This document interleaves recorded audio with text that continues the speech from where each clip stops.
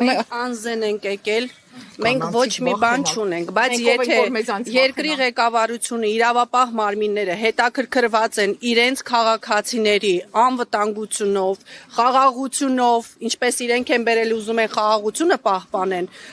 պետք է տրամաբանորեն այս ընտանիքը, պետք է այս համայնքում չգտնվի գոնե այնքան ժամանակ, մինչև արդարությունը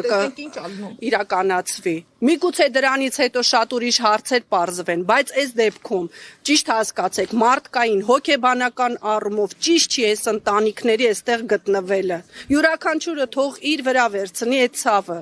Մենք բոլորս ցավում ենք, մենք կոնկրետ իրանց դեմ էլ ոչինչ չունենք, շատ անգամ է լինում, որ ընտանիքում լինում են այդ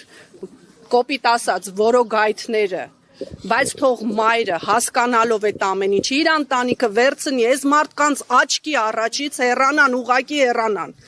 Մենք չենք ասում հանրապետությունից դուրս գան, թող այս համայնքից գնան, մինչև որ այս ամեն ինչը պարզվի։ Իրանք այդ ամեն ինչը գիտակցելով պետք է արդեն իսկ չվերադառնային։ Եթե իրավապահ մարմինները հետաքրքրված են, որ կոնֆլիկտներ չլինեն, բախումներ